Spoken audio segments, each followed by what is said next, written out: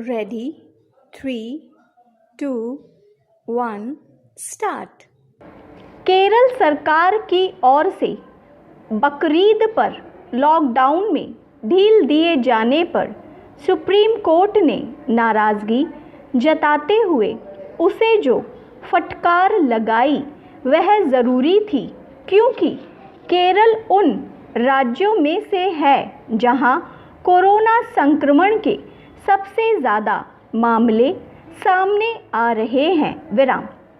यह हैरत की बात रही कि जब केरल सरकार को यह देखना चाहिए था कि बकरीद के अवसर पर बाज़ारों और अन्य सार्वजनिक स्थलों में भीड़ भाड़ न होने पाए, तब उसने 3 दिन के लिए खास रियायत दे दी। इससे भी आपत्तिजनक बात यह रही कि उसने राज्य के उन इलाकों में भी दुकानें खोलने की अनुमति दे दी जहां कोरोना संक्रमण की दर 15% से भी अधिक थी। निश्चित रूप से ऐसा करके महामारी के जोखिम को और बढ़ाने का काम किया गया। यह सहज ही समझा जा सकता है कि ऐसा केवल व्यापारी संगठनों के दबाव में ही नहीं किया गया होगा, बल्कि वोट बैंक बनाने या उसे मजबूत करने की कोशिश के तहत भी किया गया होगा। यह लज्जा की बात है कि कोई राज्य सरकार लोगों की जान जोखिम में डालकर तुष्टीकरण की ऐसी खुली राजनीति करे। केरल सरकार ने यह काम इस तथ्य से अवगत होने के बाद भी किया कि कुछ ही दिनों पहले सुप्रीम कोर्ट ने उत्तर प्रदेश में प्रतीकात्मक रूप से भी कांवड़ यात्रा की इजाज़त नहीं दी थी।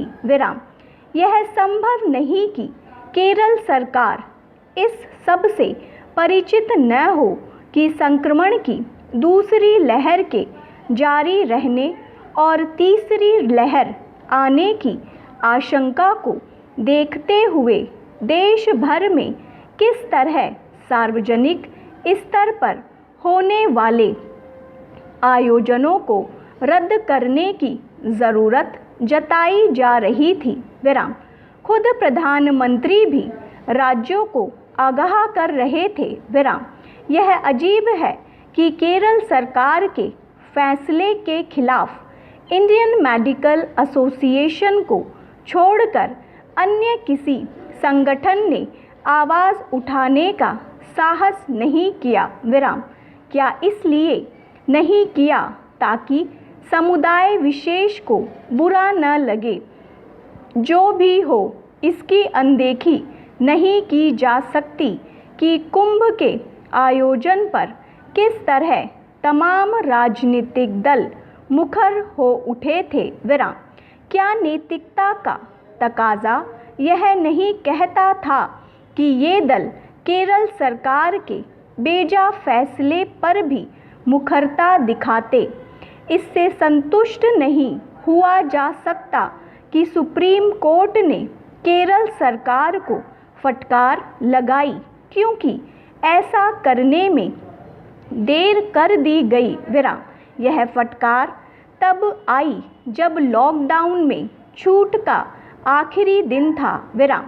क्या यह उचित नहीं होता कि सुप्रीम कोर्ट उसी दिन सक्रिय होता जिस दिन केरल सरकार ने 3 दिन के लिए छूट की घोषणा की थी?